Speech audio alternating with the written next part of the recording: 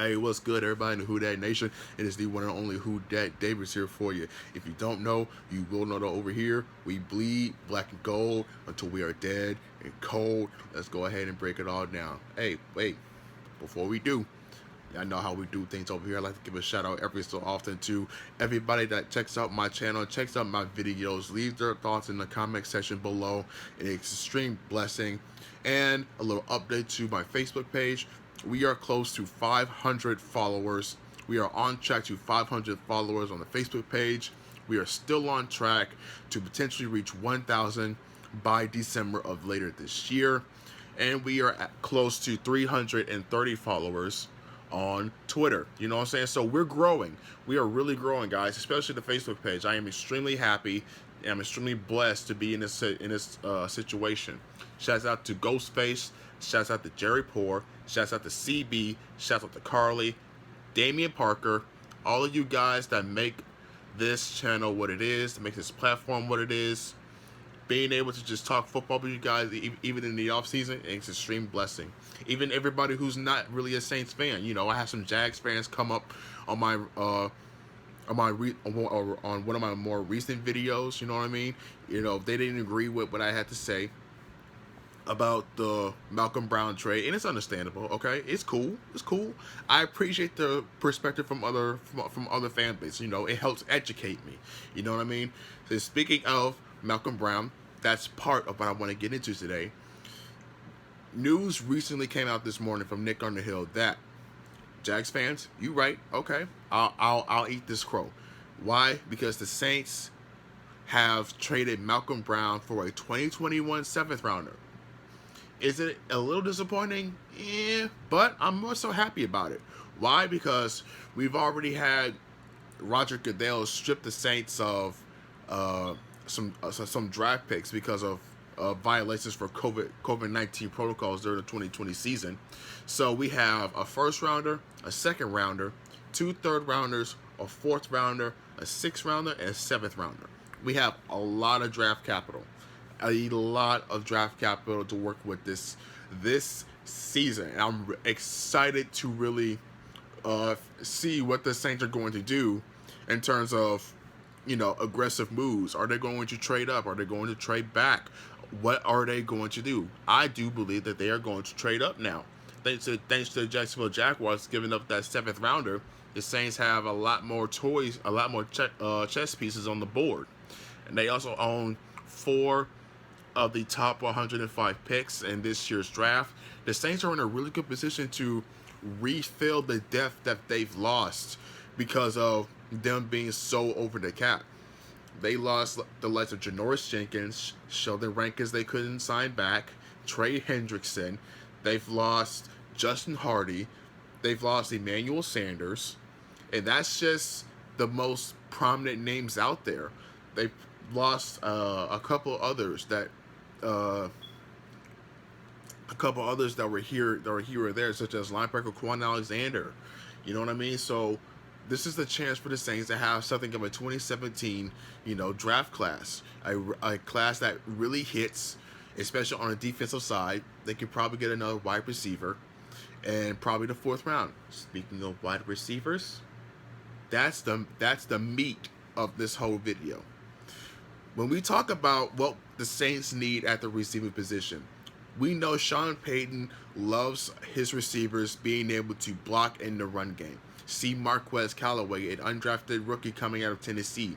Nobody wanted Marquez Callaway, but Sean Payton saw something in him, and guess what? He's taking off. And now that Emmanuel Sanders is gone, it's going to be up to the likes of, you know, Marquez Callaway to step up and really fill those shoes. If he can maintain his health, then the guy's going to be a logical, you know, WR3. You know what I mean? Maybe even a 2. Going to beat out Traquan Smith. But there is another receiver out there that I believe the Saints will have to really look at and draft, probably even as far as the 3rd round. I'd go 3rd round for this guy, maybe even 4th round if he's there. I've talked about Tyler Vaughn. I've talked about Tyler Wallace. But a guy I haven't talked about, and probably you guys don't even hear it in the news, is wide receiver Johnathan Adams out of Arkansas State.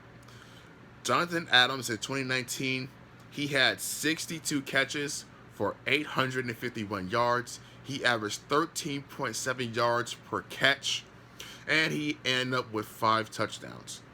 He played all four. He had all 4 college seasons. He's progressively gotten better, especially in the last 2 years. Like I said, 2019 he had 62 catches, 851 yards, 13.7 yards per catch, and he ended up with 5 touchdown passes. Now, what about 2020? 2020, he had 79 catches for 1,111 yards. He averaged over 15 yards a catch and 12 touchdowns. That's just 2020 alone. Jonathan Adams is a 6'3", 220-pound, big body receiver. And we all seen what Jameis Winston can do when he has his big body receivers. Sure, he has Michael Thomas. And sure, he has Adam Troutman. But who does he have after that that's a big body receiver that can actually stretch the side of the field? Nobody. Not Traquan Smith, not Deontay Harris. Deontay Harris is a speedy guy. He can get downfield, sure. But can he high point the ball? Can he get those contested catches? Can he maintain his health? We've already seen him miss a good chunk of the 2020 season because of a stinger. Jonathan Adams is the guy who's built to be durable. He's built for speed to boot. He can high point a ball. And what Sean Payton loves the most, he loves his guys being able to run block, and that's exactly what Jonathan Adams brings to the table. I project